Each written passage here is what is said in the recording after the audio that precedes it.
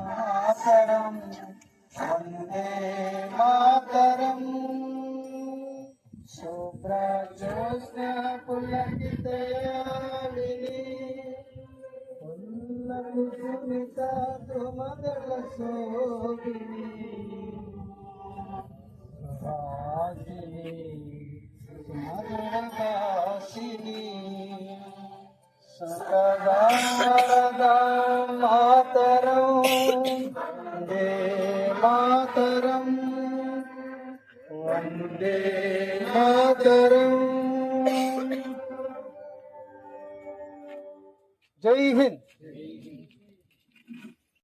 చెప్తే అది కూడా చేస్తాం. మరి ముఖ్యంగా ఏంటంటే ఈ ఉపాధి హామీ పథకం ద్వారా మీరు వ్యక్తిగతంగా ఎవరైనా లబ్ధి పొందినట్లయితే ఆ లబ్ధి ఇక్కడ వివరిస్తే అది కూడా రికార్డ్ చేస్తాం, మేము వెబ్సైట్ లో పెట్టడం జరుగుతుంది. అర్థమైందా?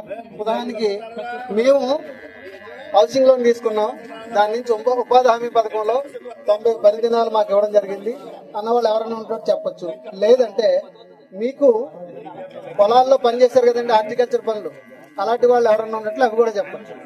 వ్యక్తిగతంగా ఈ పథకం నుంచి లబ్ధి పొందిన వారు ఎవరన్నా ఉన్నట్లయితే ఇక్కడ రావచ్చు. 60 రూపాయలు మనం కూలి పని ద్వారా సాధించినట్లయితే 40 రూపాయలు పంచాయతీకి ఇవ్వబడతాయి అనమాట.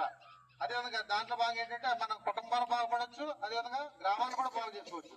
దాంట్లో భాగంగా ఈ సీసీ రోడ్లు మీరు ఎప్పుడైనా చూసినట్లయితే ఈ సీసీ రోడ్లు ఎంట్రన్స్ లో బోర్డులు పెట్టారు, మహాత్మా గాంధీ జాతీయ గ్రామీణ ఉపాధి హామీ పథకం బోర్డులు పెట్టారు, చూసారు కదండి. ఇది పెట్టారంటే ఇది ఉపాధి హామీ పథకం ద్వారా పెట్టారనే ఉద్దేశంతో తెలియాలి జనాలకి అనే ఉద్దేశంతో పారదర్శకత కోసం పెట్టడం జరుగుతూ ఉంటుంది అనమాట. అదేవిధంగా హౌసింగ్ విధంగా గతంలో ఇండివిజువల్ ల్యాబరేటరీస్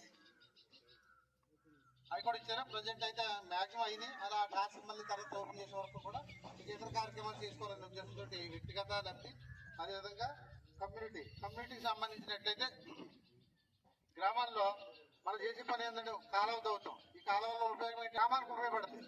ఇటు కుటుంబాలకి వేతన రూపంలో వేసి ఇచ్చినప్పుడు కూడా గ్రామానికి చెరువుల్లో నీరు పొలాలకు వెళ్ళటం వల్ల గ్రామంలో ఉన్న రైతులు ఆ పక్కన చెరువుల దగ్గర ఉన్న పొలాల్లో రైతులకి నీరు సక్రమంగా చేరి ఆ రైతులు సొంతంగా డబ్బులెట్టి తీసుకునే అవసరం లేకుండా ఈ యొక్క ఉపాధి పథకం ద్వారా చేయబడుతుంది అనమాట. అదేవిధంగా చిన్న సన్నకారు రైతులు 2.5 ఎకరాల లోపున్న రైతులు ఎవరైనా ఉన్నట్లయితే వాళ్ళకి ఇండివిజువల్ గా బెనిఫిట్స్ అంటే హార్టికల్చర్, ఇప్పుడు హార్టికల్చర్ ఉంది, లేకపోతే పండ్లు పాదులు పెట్టుకోవడానికి, కాకర పాదులు కానీ అందుగా పెట్టుకోవడానికి ఉపాధి హామీ కూడా మీరందరూ కూడా ఉపయోగించుకుని మీకు ఇంకేమైనా తెలియని విషయాలు ఉంటే మన గ్రామ సభ పెట్టుకున్నా మీరు ఏమైనా క్వశ్చన్స్ అడిగినా కానీ మేము వాటికి ఆన్సర్ చెప్తాం.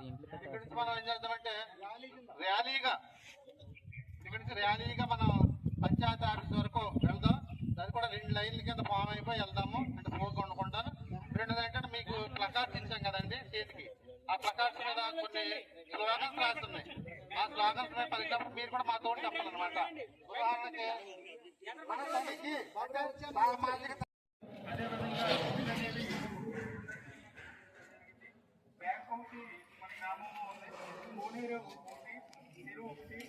అలాగే ఎన్డబ్ల్యూపీసీ చెట్ అనేది